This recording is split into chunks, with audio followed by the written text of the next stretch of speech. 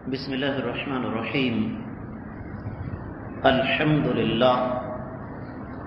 لله الذي خلق الأرض والسماوات العلى، والصلاة والسلام على نبيه المصطفى صلی اللہ علیہ وسلم. اللہ کے رسول صلی اللہ علیہ وسلم کی نماز کا طریقہ اور اس کے ساتھ سفر کرتے ہوئے آج 19واں دن.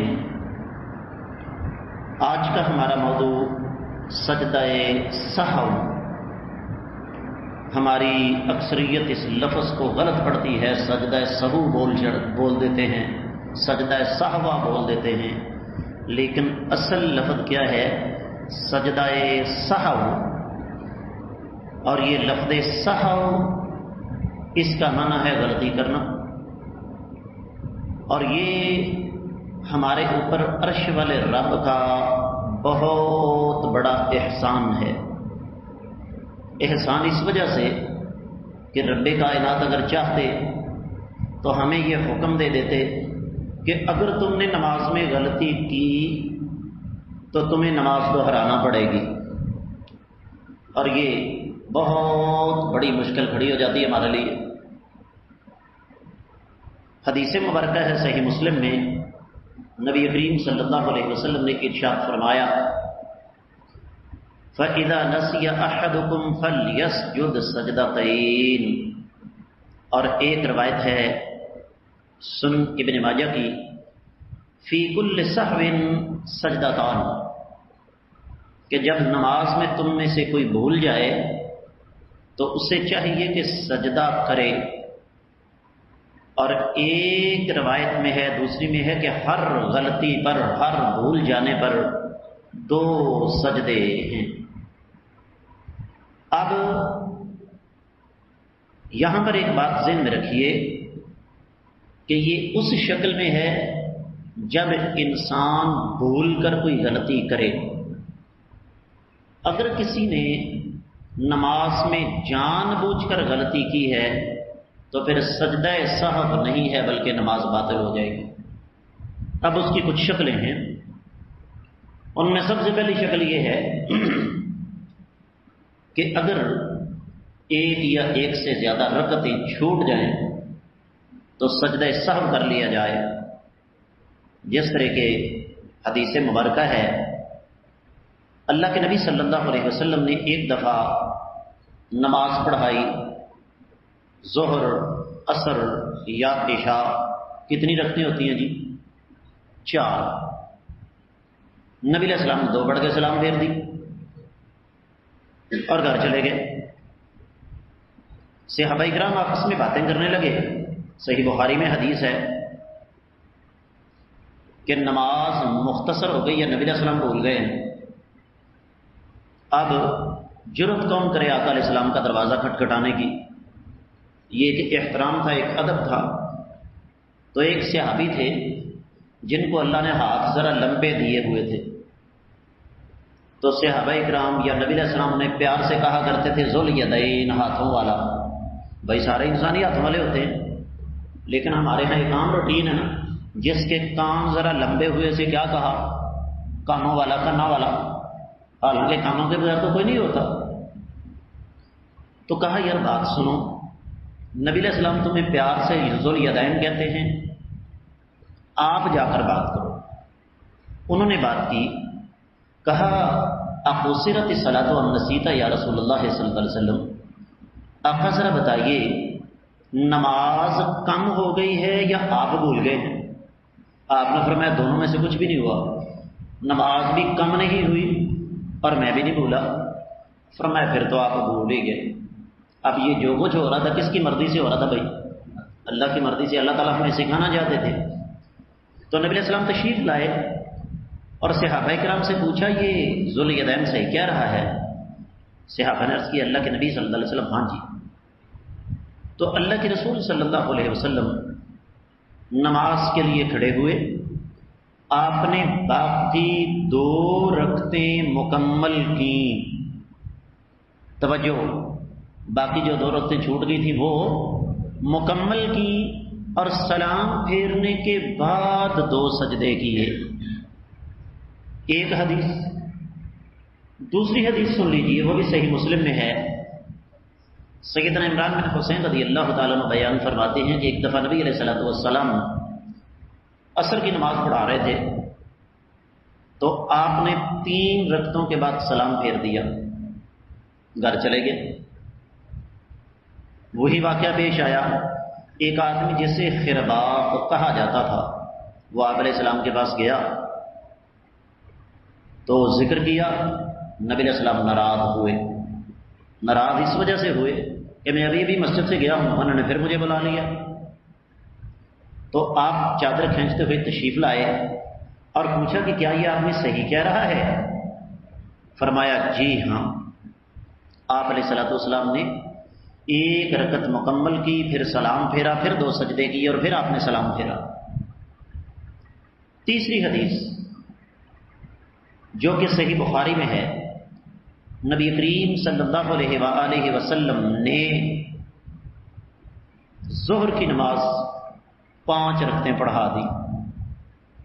کوئی نہیں آپ کو بتائے گا یہ باتیں، اس لیے کہ اگر یہ باتیں آپ کو معلوم ہو گئیں تو آپ تو دین سیکھ جائیں گے.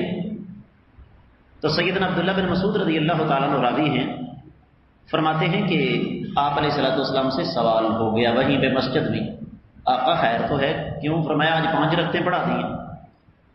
تو آپ علیہ الصلوۃ والسلام نے وہیں پہ 2 سجدے کر لیے. اب مزید وہاں پر کچھ اور تو پڑھنا نہیں تھا.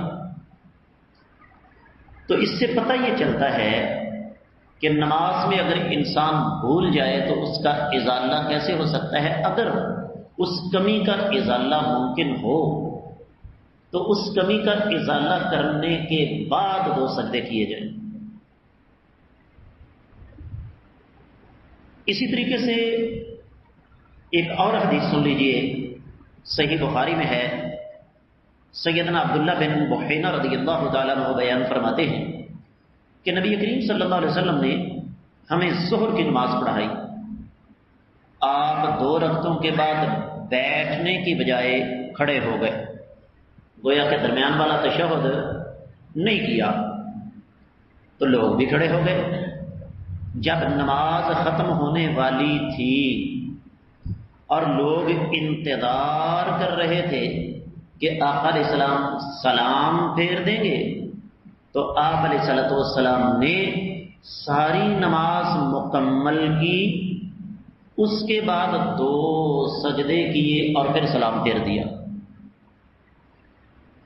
یہاں سے پتہ کیا چلا کہ سجدہ سہو کا یہ جو طریقہ ہے نا کہ جناب پہلے صرف تشہد پڑھو، ایک طرف سلام پھیرو، 2 سجدے کرو، پھر تشہد پڑھو، پھر درود شریف پڑھو، پھر دعا پڑھو اور پھر سلام پھیرو، یہ نبی علیہ الصلوۃ والسلام سے ثابت نہیں. یہاں پر ایک اور بات ذہن میں رکھیے گا کہ امام کے درمیانی تشہد سے اٹھنے کی 2 شکلیں ہیں. بڑی باریک سی بات ہے، توجہ کے ساتھ سننے والی ہے. پہلی شکل یہ ہے کہ امام تشہد سے اٹھ رہا ہے. لفظوں پہ غور کیا، امام تشہد سے اٹھا نہیں بلکہ اٹھ رہا ہے. آپ نے پیچھے سے سبحان اللہ کہہ دیا، امام وہیں پہ درمیانی تشہد میں بیٹھ گیا، کچھ بھی نہیں ہے. ایک ہے کہ امام تشہد کے لیے کھڑا ہو چکا ہے، آپ نے سبحان اللہ کہہ کے اپنی ذمہ داری پوری کر دی کہ حضور والا آپ بھول گئے ہیں، آپ نے امام صاحب کو یاد دلا دیا. اب یہ نہیں کہ امام کھڑا ہے تو پھر بیٹھ جائے. اب وہی طریقہ ہوگا جو حدیث مبارکہ میں نے آپ کو بتا دیا ہے. اور اس کا ایک اور مطلب بھی بعض لوگ لیتے ہیں، لو جی 2 رکعتوں کے بعد تشہد نہیں کیا، 3 کے بعد کر لو. گویا کہ ایک غلطی کا ازالہ کرنے کے لیے ایک اور غلطی غلط ہے. اسی طریقے سے بسا اوقات ایسا ہوتا ہے کہ انسان شک میں پڑ جاتا ہے. اور یاد رکھیے جب بھی ہم شک میں پڑتے ہیں نا تو کبھی بھی 50-50 معاملہ نہیں ہوتا. ذہن ایک طرف مائل زیادہ ضرور ہوتا ہے. مثلا شک پڑ گیا 3 رکعتیں پڑی ہیں کہ 4 ہے نا مسئلہ، اکیلے یا با جماعت جیسے بھی ہے، تو ذہن جس طرف زیادہ ہو، میں اپنی بات نہیں کرتا، بہتر ہے کہ نبی کریم صلی اللہ علیہ وسلم کی زبان میں بات کروں۔ صحیح مسلم کے اندر حدیث آتی ہے، نبی کریم صلی اللہ علیہ وسلم نے ارشاد فرمایا، اگر تم میں سے کسی کو رکعتوں کی تعداد کے بارے میں شک پڑ جائے اور اسے معلوم نہ ہو سکے کہ میں نے 3 رکعتیں پڑھی ہیں یا 4، تو شک کو چھوڑ دے، یقین پر بنیاد رکھے اور سلام پھیرنے سے پہلے 2 سجدے کر لے۔ اور اگلے لفظ حدیث کے کیا ہے؟ اگر اس نے 5 رکعتیں پڑھی ہوں گی تو یہ سجدے اس کی نماز کی رکعتوں کو جفت کر دیں گے، یہ 6 ہو جائیں گے۔ اور اگر اس نے پوری 4 رکعتیں پڑھی ہیں، شیطان نے بہکا دیا ہے، تو یہ 2 سجدے شیطان کے لیے ذلت کا باعث بن جائیں گے۔ آگے بڑھیے، ایک اور حدیث جو کہ سنن ابن ماجہ میں ہے، نبی کریم صلی اللہ علیہ وسلم نے ارشاد فرمایا، کسی کو 2 اور 1 رکعت کے درمیان شک ہو جائے تو 1 رکعت شمار کرے، اور اگر 2 اور 3 کے درمیان شک پڑ جائے تو 2 رکعتیں شمار کر لے، اور اگر 3 اور 4 کے درمیان شک پڑ جائے تو 3 شمار کر لے، اور سلام پھیرنے سے پہلے 2 سجدے کر لے۔ سلام پھیرنے سے پہلے 2 سجدے کرنے سے مراد کیا ہے؟ التحیات پڑھی، درود شریف پڑھا، دعا یا دعائیں پڑھی، اور پھر کیا کیا جی؟ 2 سجدے۔ طریقہ کس کا؟ کائنات کے امام صلی اللہ علیہ وسلم کا۔ اسی طریقے سے بڑی پیاری حدیث سنانے جا رہا ہوں آپ کو، صحیح بخاری صحیح مسلم سے، نبی کریم صلی اللہ علیہ وسلم نے ارشاد فرمایا، اذا شک احدکم فی صلاتہ فلیتحر الصواب فلیتم علیہ ثم یسلم ثم یسجد سجدتین۔ تم میں سے اگر کسی کو اپنی نماز کے بارے میں شک و شبہ پڑ جائے تو وہ ٹھیک بات کو تلاش کرے، یعنی جس طرف ذہن زیادہ مائل ہوتا ہے اس کو اس کے مطابق عمل کرے، اور پھر سلام پھیرنے سے پہلے 2 سجدے کر لے۔ اور یہ جو الفاظ ہیں فلیتحر الصواب، ایک روایت میں ہے وَلْيَبْنِ عَلَىٰ اسْتَيْقَنَ، جس چیز پر اس کو یقین ہے اس پر اعتبار کر لے۔ اب آگے بڑھتے ہیں، کچھ غلطیاں ایسی ہیں جن پر سجدہ نہیں ہے۔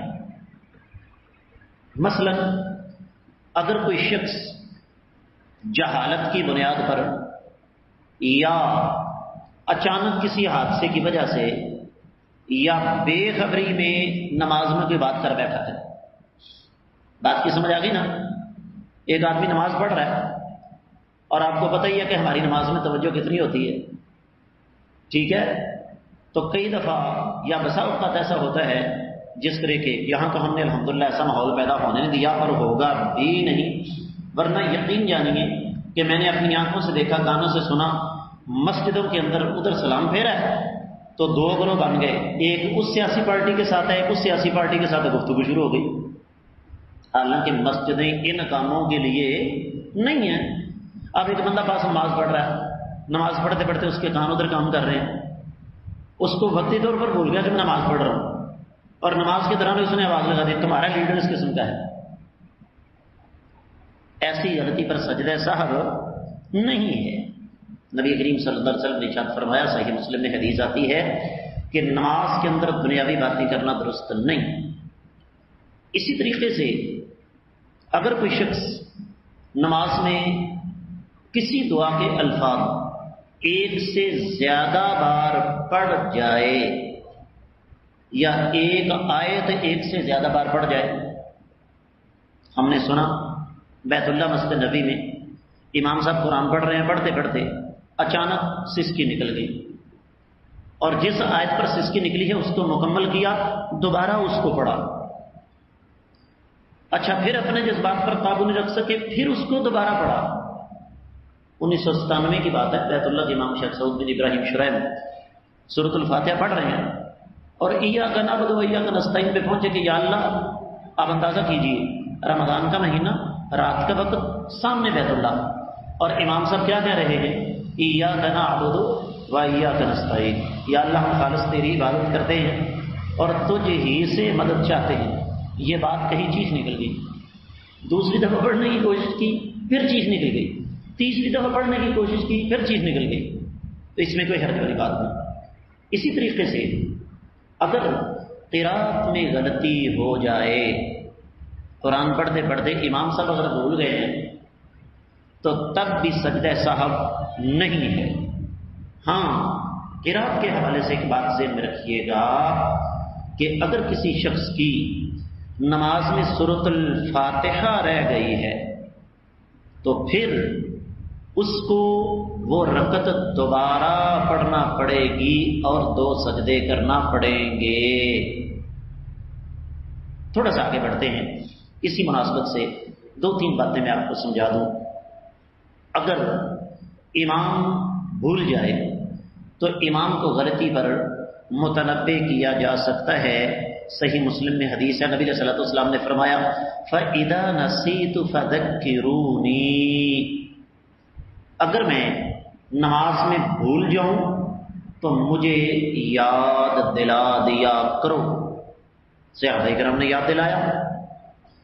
اسی طریقے سے امام اگر غلطی کرتا ہے، درمیان والا تشہد نہیں پڑھا، امام صاحب کھڑے ہو گئے، اب مقتدی یہ کام نہیں کریں گے کہ امام صاحب تو کھڑے ہیں اور ہم بیٹھے رہیں، بلکہ مقتدیوں کو بھی امام صاحب کے پیچھے کھڑا ہونا پڑے گا. اس لیے آگے جا کے انشاءاللہ یہ بات آئے گی کہ امام جو ہے وہ اس لیے بنایا گیا ہے کہ اس کی اقتدا کی جائے، اس کے پیچھے پیچھے رہا جائے. اسی درمیان ایک اور مسئلہ آ جاتا ہے، اور وہ یہ کہ اگر امام کے ساتھ نماز پڑھتے ہوئے ہم انفرادی طور پر کوئی غلطی کرتے ہیں تو اس پر سجدہ صاحب نہیں ہے. اب یہ نہیں ہو سکتا کہ امام صاحب تو سلام پھیر دیں اور ہم 2 سجدے کرنے کے بعد سلام پھیریں. اس کے ساتھ ساتھ اگر ہم نے کوئی رکعت رہ گئی ہے، پیچھے رہ گئے، اور وہ رکعت ادا کرنے کے دوران غلطی ہوئی ہے اور ایسی غلطی ہوئی ہے جس پر سجدہ صاحب کرنا چاہیے تو وہاں پر سجدہ صاحب کرنا چاہیے.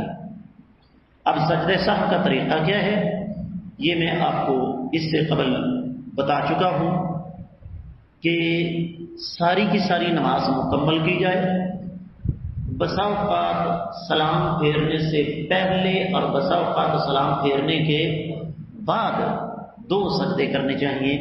یہ جو ہمارے ہاں سجدہ صاحب کا طریقہ رائج ہے یہ کسی بھی صحیح حدیث میں موجود نہیں ہے. اس کے ساتھ ساتھ یہاں یہ بات بھی اچھی طرح سے نشین کر لیجیے کہ اگر ایک نماز کے دوران ایک سے زیادہ غلطیاں کر لی ہیں تو اس کے لیے ایک دفعہ ہی سجدہ صاحب کرنا کافی ہوگا.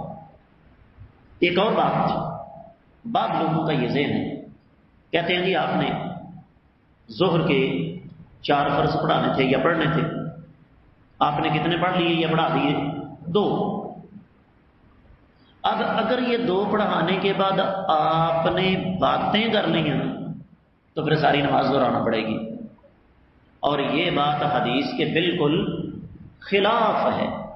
اب آپ یہ دیکھیں، صحیح بخاری صحیح مسلم کی حدیث میں آپ کو سنا چکا ہوں کہ کائنات کے امام صلی اللہ علیہ وسلم نماز پڑھا کے اپنے گھر تشریف لے جا چکے ہیں.